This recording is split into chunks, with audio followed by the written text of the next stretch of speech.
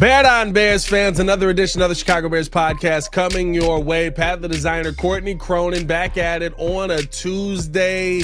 Still stings a little bit that now it's just like, yes, there's penalties everywhere on the last play. Nobody cares. You're the Bears. It sucks. Like, I love that that's kind of become the consensus around the outcome of this game. It still stings, but we got to talk about, is there an opportunity for this Bears team to have more good than bad finishing out this season? Whatever your good is that development? Is that actual wins? Probably shouldn't rely on those. We'll talk about all that and more on today's episode of the Chicago Bears podcast. Hit that like button, subscribe to the page, leave a 5-star review. Y'all know what to do. Courtney, how are you? I'm good. I think that, this is, or I guess we're kind of settling in now to the next couple of weeks before, I guess just to see like where the team's at. The one thing that like we've been talking about on Around the Horn, I've seen it talked about on other national shows, is just like, do you look at the negative with how they lost the game, the coaching decisions that led to that, the penalty that wasn't called on, the Green Bay Packers getting a lot of leverage up on Scott Daly, the long snapper? Or do you look at the growth that you saw from Caleb Williams in one game and try to figure out, how does Thomas Brown continue that against a Brian Flores defense? It's going to blitz the hell out of Caleb, but given how well Caleb handled the blitz last week, are there ways to like continue to see progress? So I feel like you've got half the fan base right now who's just like tuned, like really close to tuning out, upset with how the season went, projecting a 4-13 record, and then another portion of the fan base that sees a 4-13 record potentially coming, maybe 5-12, but also can, at least have some reason to watch every single week going forward, knowing that the quarterback showed he's getting back on the right track with one game, and whether he can carry that over going forward, I guess, is the question that will be answered over the next 7 weeks. Yeah, and I mean, listen, that's for me kind of where I'm at. I mean, there's no miracle run in my mind that's coming with this team. Not to say that you can't compete in all of these games. I do think that you can. But when you talk about, right, a Dan Campbell run, that's not coming with this Chicago Bears team, mostly because of who you have at the helm. I talked about this yesterday on the podcast that, I just feel like there's a losing culture around Matt Eberflus that Courtney, we've seen some magnificent ways that he has lost. Like we've talked about it multiple times, like 5 different times this guy has lost games with a 90% plus chance to win the game. Like it's unfathomable that he's still the head coach of this team. And as long as he's here, that losing culture to me is going to stick around. So now I'm shifting to, okay, well, how do you not screw up my quarterback in this losing culture over the next 7 games that you still have left this season? That's the most important question that they have to nail that. That's the test that they have to absolutely ace, that within all of the tumult around this team right now, where you have, all these meetings that are taking place when players are voicing frustrations, and they did that during the quote unquote easier part of the schedule. Now that it gets really tough, how do you not let losses like this just like compound themselves and then affect you the next week? And then it feels like just as you're starting to get past the loss, another confounding loss happens. Like, I think my biggest takeaway from Sunday's locker room, in talking to both Montez Sweat and Jalen Johnson, like what Jalen said, he said, it's just comical the way that we're losing these games at this point, because I'd love to know what the odds are. And I saw the DraftKings tweet this morning, which I don't know how to make sure, to verify the math on that.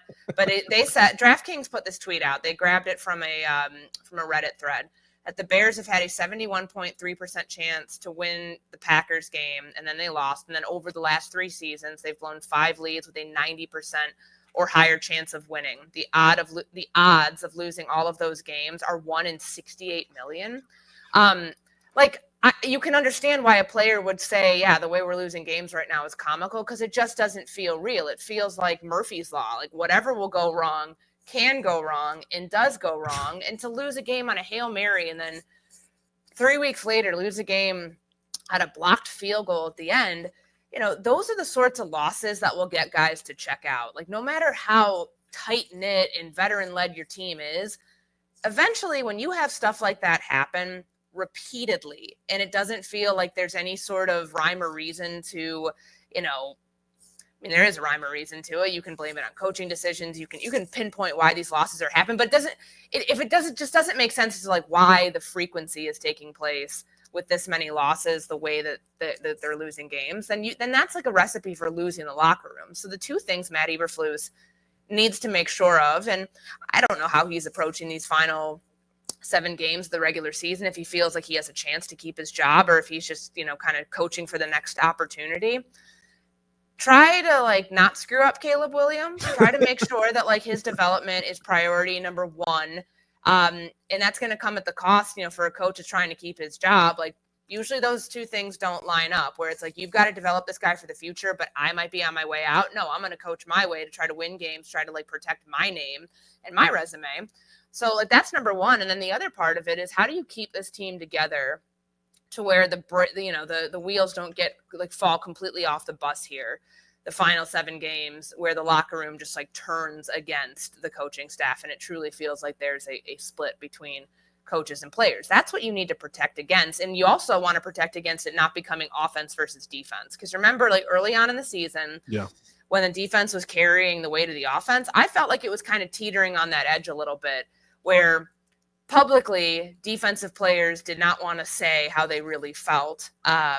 Or like at least like they don't want to make it sound like they're throwing offensive players under the bus, but like you run that risk of creating like that dynamic in your locker room if games go down to the wire and you lose the way that you have in just these like insane ways. But I think that like now Bears fans are trying to look and see like, all right, what can they possibly hold on to as far as like something to give you a reason to watch every week. And there are things like it's not like a completely lost season like it would be if you were a Cowboys or a Jets fan where you truly have injuries and you also have like no path towards the future. You have nothing. The future is there with Caleb Williams and you can take positives away each week from how he plays. It's just like how many there are remains to be seen based on what we've only seen like one game that Thomas Brown called.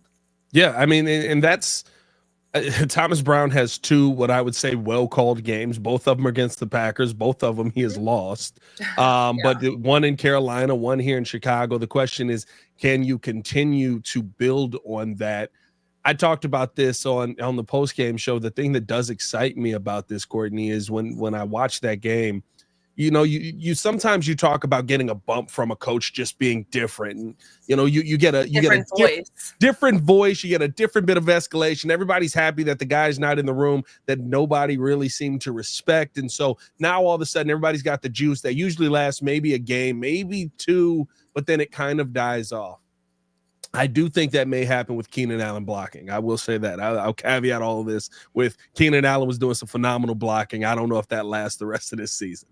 But outside of that, I didn't think Thomas Brown did anything that took these players or had these players playing out of their minds, that had them playing at a level that we didn't expect them to play. I thought he just kept the game plan very simple. I thought he did the things that we asked. And by simple, I mean, not that he dumbed it down, but he literally was just like, listen, they're going to blitz you. There's going to be some pressure around you because we don't have the offensive line that can protect you.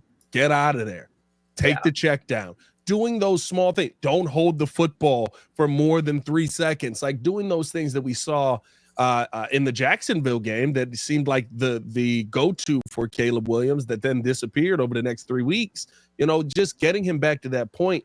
I thought that Thomas Brown did a good job of really bringing the best out of the offense in the ways that we knew that they could play already and not doing something extra. So that does give me a little bit more confidence that this is something you can do against the Vikings. This is something you could do well, maybe not against the Lions. That nobody's doing things against the Lions, but that you can continue to replicate week after week for the rest of this season. Yeah, you're right. And I mean, the Vikings are coming to town, I would say, probably at a good time to like test the strength of how they combated the Green Bay Packers defensively and the pass rush. So he was only pressured on 7 of his, I think, 34, 39 dropbacks because he's getting the ball out so quickly.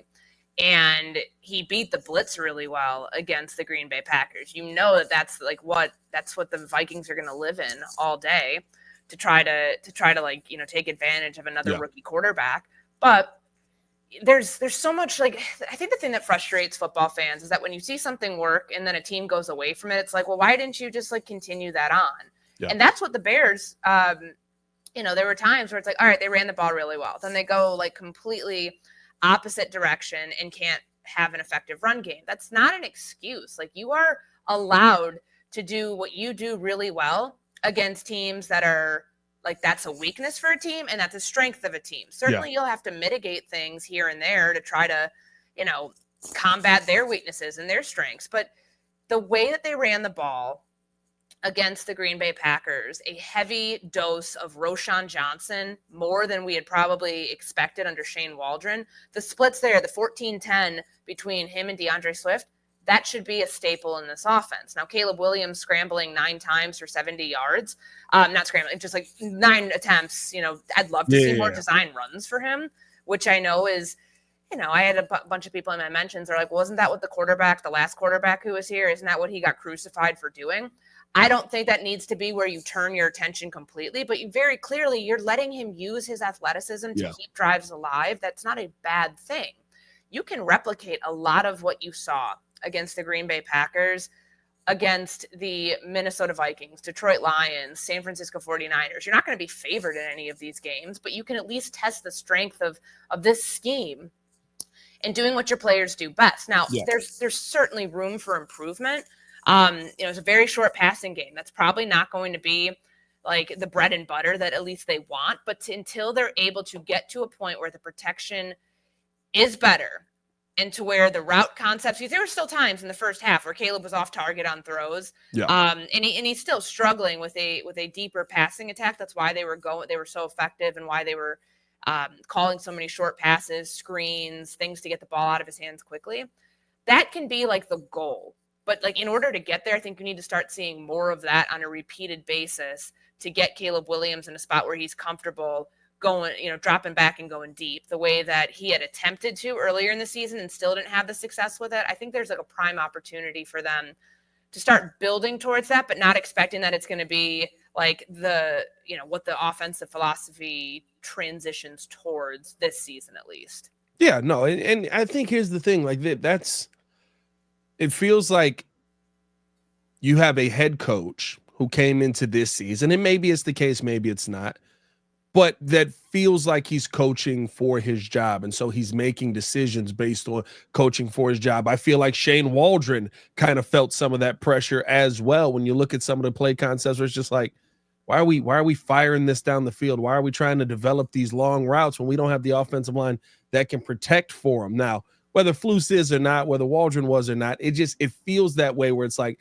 I need every single win that I can get to prove that I'm a good coach, and you have to help me get there. By the way, we got to develop this kid all in that time. Caleb Williams is going to develop at his own pace, and unfortunately, he has to develop behind an offensive line that is subpar. That is not the line that's going to keep you upright or buy you that extra bit of time that you need to get some of those deep routes developed. So I think it only makes sense to call the short passes that Thomas Brown called. I think it only makes sense to take some of those quick routes. Say, Caleb, get out of the pocket. Like the fact that it seems like the chains were broken on his ankle all of a sudden because the offensive coordinator who was previously there wasn't there anymore, and the new guy, I would assume, just came in and said, don't stand in there and get your head taken off. Mm-hmm. Like, that to me is it tells you, not to say that, no, that's coaching malpractice, Courtney. That's what we watch. Like, it feels like you had a guy who literally was trying to do what Luke Getsy did with Justin Fields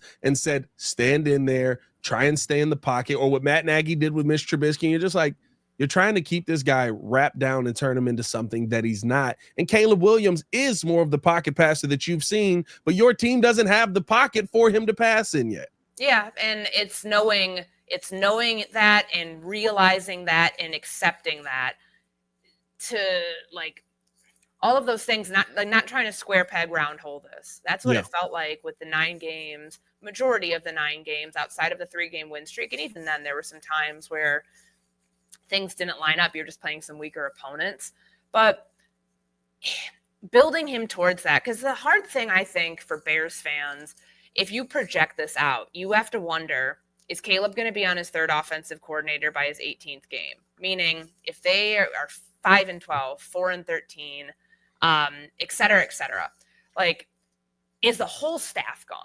I mean, because Thomas Brown has a good audition here to stay on. I mean, if the Bears fire Matt Eberflus, they're going to be looking to, you would think they would be looking to find a head coach who has an offensive background to try to guide his development. And I look at this situation right now and know that Caleb, like, you just don't want it to, you want to figure out, is this the right offense that you should find somebody who, if it's Thomas Brown, if it's somebody else next year, because we're all kind of thinking that that's what's going to happen, to run the same thing. So you don't have to change it completely and have him be in his third offensive coordinator in, like, I guess what technically would be his second system in as many years. Like, that's tough. Like, so you've got to find out, does this fit his strengths? Because that will determine who you end up like hiring next year to run the offense for him.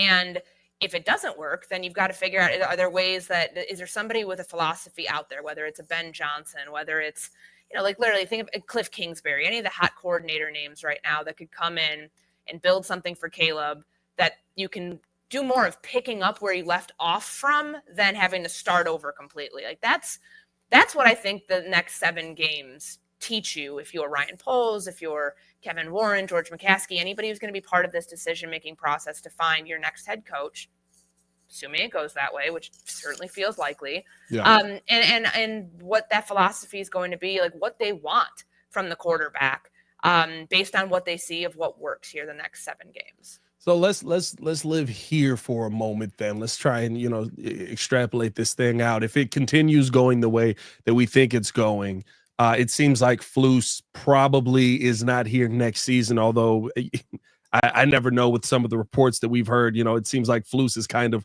a guy that they want. But if he's not here, do you think that Thomas Brown, they would look internal before they looked external if Thomas Brown has Caleb Williams on track? Yeah, if he has him on track, it's like, how could you not, right? Like, if he's doing everything that you expect and the games go the way that they did yesterday, or the way they did 2 days ago. And I heard Rex Ryan say this yesterday on Get Up, that Bears fans should be thrilled. The quarterback looked good and you still lost the game, which means that they're probably going to be forced to make a coaching change. Like, if that's the case, then there's absolutely, under no circumstances, no reason that you don't give Thomas Brown a fair shot to have the offensive coordinator, interim offensive coordinator, whatever title like he is right now. I think it's just technically offensive coordinator. There's no interim tag on it. Regardless, you give him an interview, because he interviewed for the Titans job last year, the head coaching job. He interviewed for the Bears offensive coordinator job. He clearly is capable of doing bigger things beyond just like stepping in and filling in for 8 games and then going back to, whatever role, whatever other role there is out there. So I look at this as an opportunity for Thomas Brown to basically use the final 8 games of the season as an interview process for himself in figuring out what works for the Bears, what doesn't work for the Bears offense, and how he can like present that as, hey, this is my resume as an offensive coordinator. And also like getting the buy-in from the rest of the offense too, not just Caleb's development, but hearing how guys have talked about Thomas Brown and his leadership style and what he brings to the meeting room and everything like that is super important to know that you have the right leader, somebody to like keep this thing together when it's all falling apart, or at least from the outside, it feels like things are really bleak. That's a good opportunity for him to say, hey, I am worthy of a head coaching interview. I am worthy of, being considered for the head job here, considering not only what I did with the offense, but how what we did with the offense kept the team afloat during a really difficult stretch here at the end of the season, the final 2 months. Yeah, I would hope that is the case. I think that Thomas Brown gave Bears fans a lot of confidence, especially just the fact that he literally did what it seemed like all of us were asking Shane Waldron to do over the first 9 weeks. Like, hey, just call plays that don't get your quarterback killed. But also, it seemed a little fishy to me. I know Thomas Brown wouldn't speak on it when I asked him the question, but when the words you come out with are attitude, effort, and accountability, and 6 hours after you're hired, Nate Davis is cut from the team, it seems like there may be some kind of correlation there. I don't know whether there is or not, but he's doing all the things that it seems like we've been asking this team to do, that the team has been asking their coaches to do all season. I would wonder how he would fit as a head coaching candidate moving forward, especially if he's got the offense clicking and if things are moving in the right direction, because you would assume you probably could keep, for the most part, a similar structure to what you have. Flus maybe is gone, but Eric Washington stays, or some combination of that where you don't have to just flip the whole thing. Yeah, but it's hard. Like, it's just like, it's not how it works. Like, where when there's a change and you hire somebody to be your head coach, that person gets to bring in his people. That person gets to bring, like, to decide, am I retaining anybody from the staff? Am I not retaining anybody? Do I have people that I came up with that are from my coaching tree, that know my defense, know my offense, that I want to run it, like, that I want them to, like, run it, instead of trusting somebody that I don't know, that I don't work with? And I know that it feels like we get a little cart before the horse here with this, but those are questions that the Bears are going to have to ask. Like, who would be on Thomas Brown's staff? Remember, this is not his staff. This is not his offense. He said specifically last week he wasn't going to try to reinvent the wheel. You can't in the middle of the season. But what does a Thomas Brown offense look like? If it's similar to what they're calling right now and it works for Caleb, then I think it would make sense to, like, try to keep as much continuity there as possible with the quarterbacks coach, potentially with your wide receivers coach, tight ends coach, like some of the other positional coaches too. But you've got to remember that this offensive staff retained 2 coaches from last year, offensive line coach, tight ends coach. Yes. So maybe if they decide, like, that they're going to clean house, are there certain coaches that you want to keep on staff? You would have an idea of who those people would be, but that's just like, when you have a hiring process, the people that you're hiring are going to have a lot more say in who they get to bring with them than I think the current team will in who they believe should be retained from specific staffs. It just, I just wonder, you know, I get it from a continuity perspective, but it's just, that's not realistic. But my biggest question is that what we saw with Matt Eberflus? You know, I've asked this all season. You know, Flus has never coached with anybody that's on his staff. We heard how great a communicator Shane Waldron was and how great of a developer Shane Waldron was. Well, you didn't see that on the practice field until you got out on the practice field. And then 9 weeks in, you said, hey, this guy sucks at this. We got to get him out of here. Like, I do wonder, and especially when, you know, I don't know if you saw the Sando 6 that he did in The Athletic, Mike Sando, Kevin Fishbane was retweeting that, but he talked about how the Bears want a structure that is, or execs around the league believe that the Bears want a structure that is an empowered, engaged team president and not an established coach, not somebody who has that big voice already. Yeah, there's politics there. There's egos at play. It feels like that's kind of what happened to Flus here. Like, hey, you're here. You go out and coach. We'll handle the rest. We'll get you the people that are going to work for you. And then Shane Waldron didn't work. And it was like, I didn't know he didn't work. Let's get him out of here. Let's get the next guy in that you also brought in and also interviewed for an offensive coordinator position. I do wonder if something like that was in play with Flus, and if, you know, that would continue to play out throughout the future of signing the next coach. Well, yeah, and that really brings up the question, who's deciding the next head coach? Yeah. If they go that path, is it Kevin Warren? Is it his say? I know that Ryan Poles, when we go back to January, said with, like, the blessing of Kevin Warren, of George McCaskey, it was his decision and his decision alone to stick with Matt Eberflus. If you're Kevin Warren, do you trust that if you let Ryan Poles pick the next head coach, that he'll get it right this time? Usually, and I know we've talked about this on this podcast before, about who really, you know, what that pairing was with Matt Eberflus, with Ryan Poles coming in, who really hired who, all of those things. If you're Kevin Warren and you're running this organization, because you have control over football operations and you sit at the top of the business side of the franchise, do you trust that your general manager is going to get it right? Or are you going to have the full say and it's just going to look, you know, you're going to put off the look that it was a collaborative process? Like, that's the hard part to figure out, like, who actually makes the hires and who will make the hires, knowing that it's a completely different structure than it was the last time around that they hired a head coach. And I would not be surprised if it truly does come from one person and one person only at the end of the day, and that being the team president, like that structure you mentioned, where you have an empowered executive who is like the captain of your franchise, and then everybody underneath him is, part of the process, but not the one pulling the strings at the end of the day. I'll be honest with you. It's a major concern that I have. It's something that it's a valid one, because we really don't have the answer as to like how that structure will work and who will be making does it work though? You know what I mean? Like I don't see any other franchise around the NFL operating this way. I don't see anybody who's winning championships operating this way. And that's what it comes down at the end of the day. Ryan Poles talks about we want to take the North and never give it back. I see you operating in a good enough way. I see you operating in a discount double check kind of way. I see you operating in, that Flus is good enough for now for my brand new quarterback to develop him and figure him out. Oh, by the way, 18 games into this guy's career, we may have to fire Flus because we got to get the next guy in here. Like I don't see real winning organizations operate that way. And I don't know how there's a path from that empowered front office that gets you there.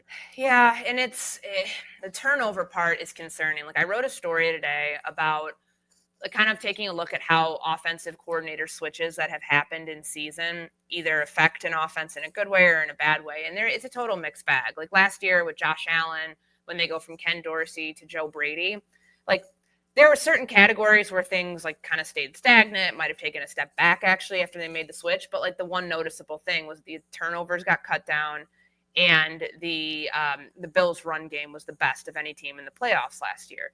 And then there's like other examples where it's like it's just putting a Band-Aid over a larger problem, and it's like that's tomorrow. That's tomorrow's problem. Yeah.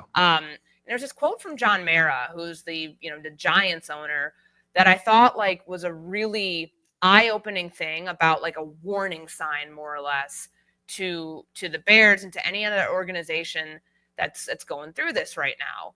And like here it is. I'll read it to you. So like the revolving door at offensive coordinator is something that they dealt with. And of course it's timely because Daniel Jones got benched yesterday, and his career with the Giants was over. Yeah. And John Mara said in January 2022, this was after like they fired Jason Garrett, they've switched coordinators every other year, said, quote, "We've done everything possible to screw this kid up since he's been here. We keep changing coaches, keep changing offensive coordinators, keep changing offensive line coaches. I take a lot of responsibility for that. Let's bring in the right group of coaches now, give him some continuity, try to rebuild the offensive line, and try to make an intelligent evaluation of whether he can be a franchise quarterback or not." To me, that's like flashing red lights, like a warning sign for the Bears. Don't become that. Don't put yourself in a situation, talk about offensive line coaches to offensive coordinators to head coaches, where you delay the process of figuring out, is this the guy or not? Because like the Giants did, they had a knee-jerk reaction to thinking he was a franchise quarterback and wasted millions and millions of dollars in a sunk cost decision. The Bears don't want to find themselves in that spot. Like for once, they'd love to be able to find a franchise guy and give this quarterback a second contract. That doesn't happen in Chicago. That's systemic. That's a problem. So to break that cycle, I feel like that happens by doing the really hard things that are unprecedented for this franchise, which starts with whatever happens in the offseason, however bad the record is, to finish, of realizing that you've seen enough. You've seen enough in 3 years to like not push this thing through any further. Loyalties be damned. 1 in 68 million, Courtney. All of that, like that's just not. And even like with Caleb Williams and the growth, that if it continues on this path, great. If there still is somebody out there that is a better choice for the overall franchise and the development of your quarterback, then regardless of how good or better it may look these next 7 games, you go out and you make the home run hire. Like they need to make they haven't had a home run hire in my lifetime. Somebody, except for, Lovie Smith, sure, but even then they fired him after a 10-6 season. You need somebody that's not just going to take the team and make the team better, but invigorate this franchise's fan base to thinking they're doing things differently for a change. Yeah, because they don't. They continue to reinvent the wheel, and that's, I think, what's frustrating, because it doesn't lead you to believe there's going to be any tangible change if it stays that way. I don't even think they're reinventing the wheel, Courtney. I think they just keep putting the same wheel back on with a flat tire. Like it. Yeah, they're putting the donut on the car and expecting that you can go over 50 miles an hour with it. You know what I mean? Like I'm literally like, when I hear that they want an engaged, empowered team president, and that they already rules out the possibility that they would seek an established power head coach, because they don't want that dynamic. Because what those execs are telling people through their evaluation from the outside of the Bears are that Kevin Warren's in charge, Kevin Warren's making the call, and that they don't want somebody who's going to challenge the team president. Now, whether that's the best dynamic or not is up for debate. It certainly doesn't feel like it, but like there have been organizations like the New England Patriots that let the head coach have all the control. And then you see how that organization at the very end, when their free agent decisions that didn't make any sense, when you let Tom Brady go and he goes and wins the Super Bowl somewhere else, I feel like that's the cautionary tale that if the Bears continue with that structure, that's what they would like to avoid. Like continuing with their structure where Kevin Warren is a very engaged team president. He's not somebody who's back in the shadows the way that other organizations, like usually the president's over the business side of the organization, the GM's over his side, and they work in silos. Like he's engaged for a reason to where like any decision that's going to be made is going to be going through him. Like even last week, I know some people were like so up in arms about Matt Eberflus saying that like he consulted with Ryan Poles, with Kevin Warren, George McCaskey, but like ultimately it was his decision to fire Shane. People thought like, at least in my mentions, were just like, you know, they thought, oh my God. Why are you talking to Kevin? Like, why are you talking to Kevin? Why are you talking to George? What do you think? Like, who's signing off on that? You think that you're not going to like be able to fire somebody and then have like them sign off on it? That's absurd. Yeah. And that's going to continue. And it's not, but I think that's the difference, right? It's not Ted Phillips, where Ted Phillips was more over just like the business side. And usually when he interfered, it was like, hey, you kind of screwed us over on this thing. Like, why did you decide to flex your power now? It's more of a, and I'm fine with Kevin Warren being involved in it, but the fact that you're scared to go out and get guys like Jim Harbaugh, you're scared to go out and get guys like Mike Vrabel, you're scared to go out and get guys who are going to speak against maybe the direction you want to go, like that to me doesn't seem like a good dynamic to go in either. And it feels like, I said this yesterday, Court, I can't sit here and tell you 110% Matt Eberflus ain't coming back, because when I hear that, the perfect coach for that kind of structure is Matt Eberflus. No, the guy who's not going to make waves and is just going to be, hey, you know, well, I'm here. I'm going to do my job and I'm going to try my best. That's Flus. Like, no, you're not wrong. And I think that's what scares Bears fans, because they've seen how it's been every time that there's been a question about whether a coaching staff is the right fit or whether they're going to move on in the offseason. But the caveat here is they have not made an investment at the most important position on the team when they've had those decisions to make with the coaching staff. They really haven't. Like, I mean, yes, Mitch, Justin, whatever. They're not Caleb Williams. They're not the number one overall pick. Yeah. So does that mean things will be different? If you're a Bears fan, you'd like to believe they would be. I hope so. But you'd like to believe that that's what, you know, I guess that would be like the squeaky wheel to get them to like listen up and to do things differently. But who knows? I mean, you're right in like that it's not, that's what we couch everything with. We think they will make decisions in the offseason. We think that this is a team that will win 4 or 5, maybe 6 games at most. And that will lead them to be like, yeah, this isn't enough in 3 years to feel like you're on the right track. But you've also seen, just based on history, where they've kept coaches longer than they should have, when they could have made a switch, like they could have this past offseason after 10 wins in 2 years, and they decided to double down for whatever reason, and that was their choice. It's hard to have faith in that process when you've seen how that process has played out.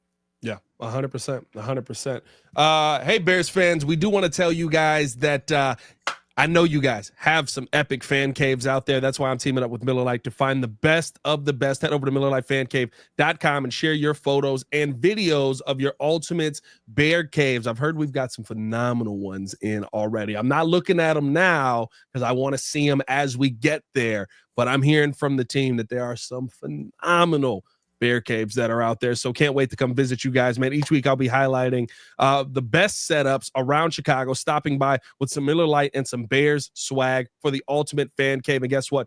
You can score 2 tickets to the Bears game in Green Bay when the Bears get revenge on the Packers. I'm trying, Courtney. And a luxury tailgate at the Tundra Trio. So show me your man caves at MillerLiteFanCave.com. Let's go, Chicago. It's Miller time. We started off with the topic, Courtney. Let's go here. Of can the Bears finish off this season with more good than bad? Mm-hmm. Do you think that that is possible with everything we know about Flus, all the odds that clearly are against him, where there's probably going to be some bad? You would assume, I mean, are we counting the Packers game as a coach's loss? Because theirs is 3.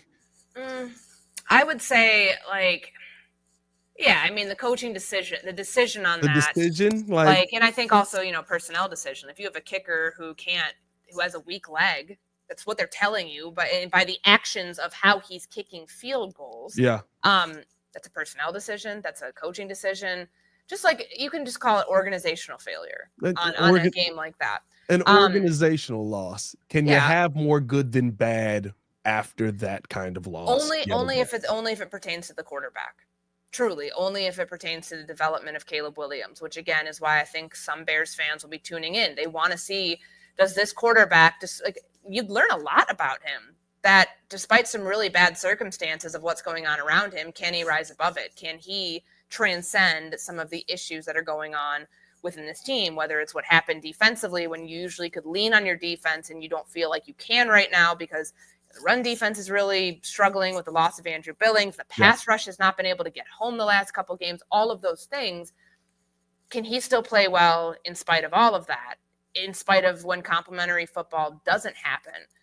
And if the answer to that is yes, that is a positive that you take away. But to me, nothing's more important than Caleb Williams. Every decision is centered around the quarterback and making sure that you're on the right track with him, because you have a 5-year window to do this. And you can't wait until like year 3 to be like, oh, he's getting on track. You got to know by the end of year 1 if it's headed that way, because year 2, we see a big jump a lot of times from quarterbacks from year 1 to year 2. And even this year, we're seeing, regression in some areas for quarterbacks who shined in their first year, whether it was as a rookie or first year as a starter, taking a step back. Jordan Love, in moments, taking a step back with the interceptions, all of that. Even CJ Stroud has struggled. Like, you'd rather be on the trajectory going into year 2, knowing that it's on the right path and that you have the right fit for the offensive coordinator, for the quarterback, for the entire offense, than like having those questions that you have to start answering in April and May when the team comes back for the offseason. I think that's the only true positive that you can take away from what, more good than bad. Yeah. Despite games that a lot of people are going to project them losing.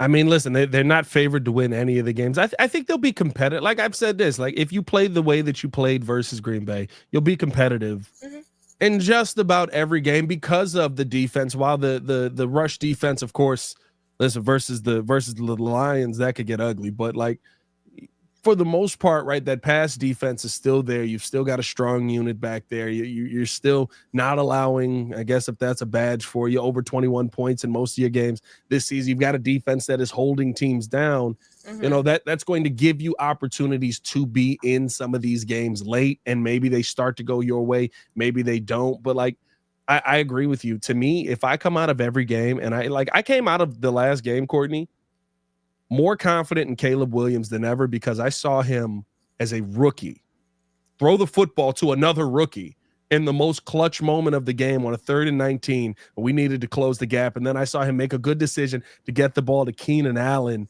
and just trusting his receivers, leading a drive down the field to put you in a position to win. I've watched him do that 3 times this season. I've watched coaching take it away from him just about every single time. Yeah. And it's the frustrating part, but the fact that he did it is the one thing that you can look at and say, all right, despite really bad circumstances, ones that are out of his control. If it's something Caleb can control and he fails at, then of course you're going to be frustrated and upset with the quarterback and wonder about his development, et cetera, et cetera. But I think that that's the bright spot within all of this, that the Washington game, he has them in position to win. They go down and score. They take the lead. And then, of course, this past week, he gets them in position after overcoming. Like, he knows that if he takes another sack after the 2-minute warning, they're done. They're left for dead at that point. Yeah.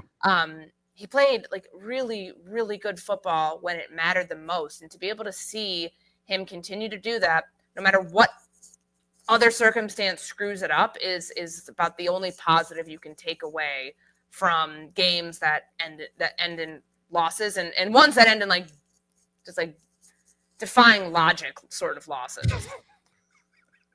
1 in 68. If I'm not mistaken, you have a better chance of winning the Illinois lottery than Matt Eberflus has of winning some of these games. Yeah. Like that is absolutely insane. It's bad. It's bad. Hopefully it continues to get better. Hopefully Caleb continues to get better, and we'll get to hear from Matt Eberflus tomorrow and his thoughts on turning the page, as we always find on Wednesday, towards Minnesota and what the game plan is going to be there. Appreciate you coming on as always, Courtney. Appreciate you guys for tuning in and listening. As always, if you haven't done so, hit that like button, subscribe to the page, leave a 5-star review. Y'all know what to do. For Courtney Cronin, it's your boy Pat the Designer, back at it again. Y'all stay safe out there, Chicago. Bear down, one love. Please get better. Peace.